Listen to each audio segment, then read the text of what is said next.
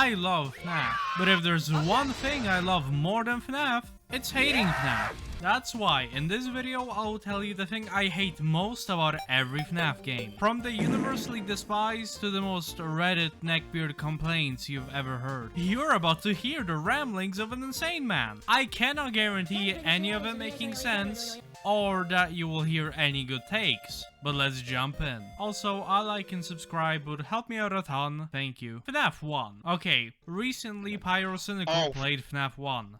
Tell me what's wrong with this clip. Look at his face. Bro's getting flashbanged like it's a friendly fire CSGO lobby. Playing FNAF 1 is legit painful at times. You're constantly being bombarded by these white flashing lights, with no way to turn them off. And it's not like you need to have them.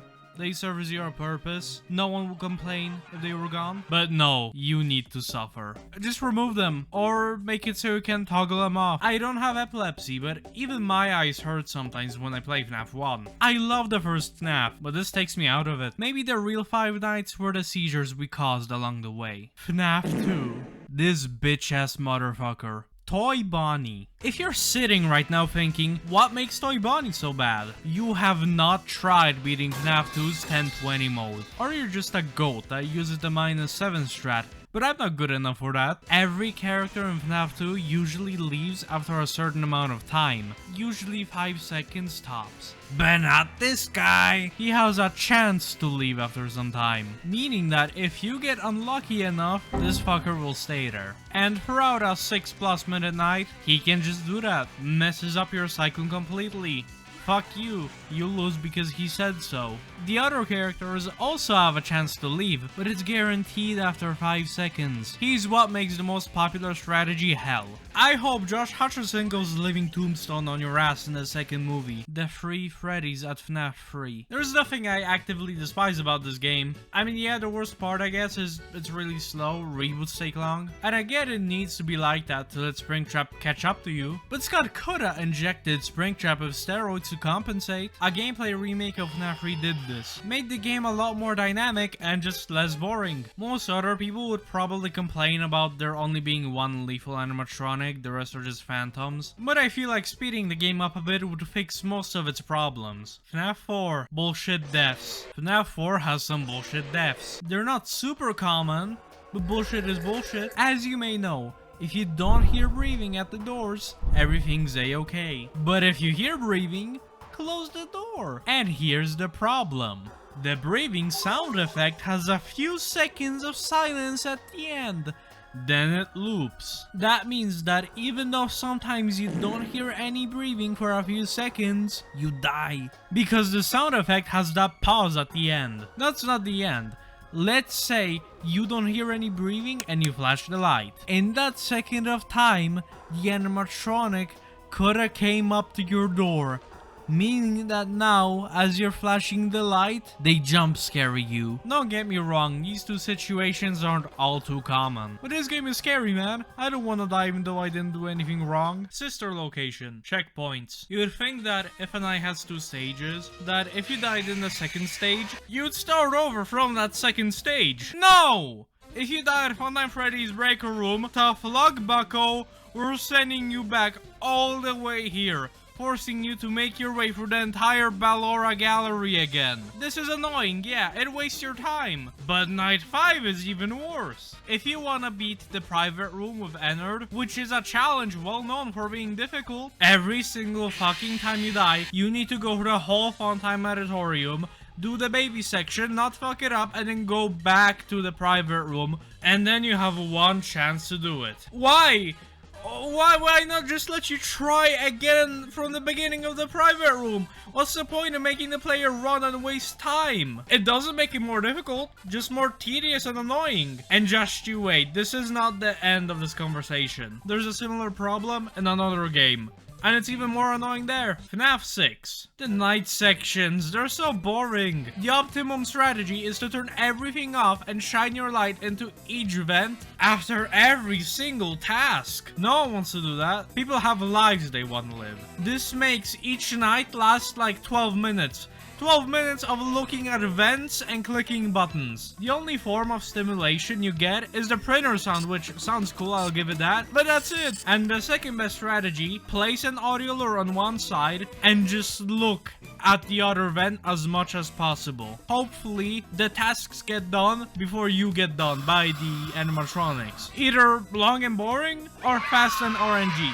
And still boring, but slightly less. Just not fun to play. And for what? Just to play the Fruit Punch Clown for another 3 hours? Ultimate Custom Night. This game fueled my hatred for these yellow wet floor signs. Yeah, I know, very specific, but hear me out. You need to move this sign for Rockstar Chica. Sounds simple. To move it, just double click it. And here's the problem. What click team considers a double click is totally fucked. You don't click this wet floor sign twice.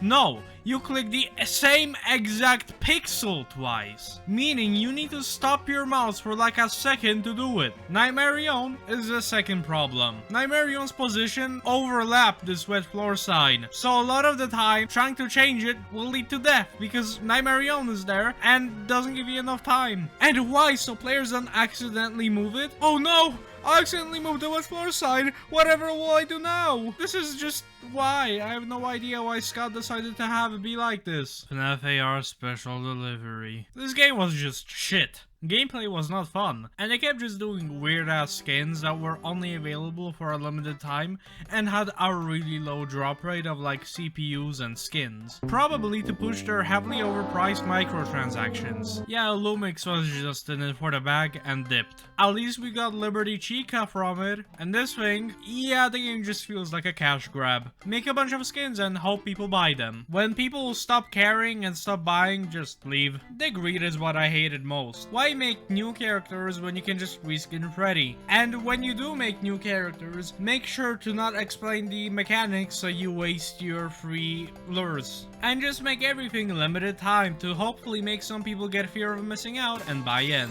With that said, I will be buying the Binding of Isaac Fortnite skin. FNAF Help Wanted. No. It's not the plush babies. Although this trio of bitches is annoying too. My gripe comes from flat mode. I tried playing that even though it's much worse than playing it in VR. The sensitivity was ass. You need to play it in a giant warehouse to be able to turn your camera to the right. And when I tried to change it, I couldn't exit the menu. I just couldn't. So, I needed to just accept this shitty sensitivity. Could I be to blame? Maybe. I'm still gonna bitch about it. Security breach. You thought the checkpoints in Sister Location were bad? After you escape, if you want to go back and play the rest of the game to access the true ending, that being the burn trap ending, you need to do everything without dying. All the save points? Gone, don't work anymore. If you die once, you gotta start over. Now, at least Sister Location is a fair game. If you do well enough, you won't die. But we're talking about security breach.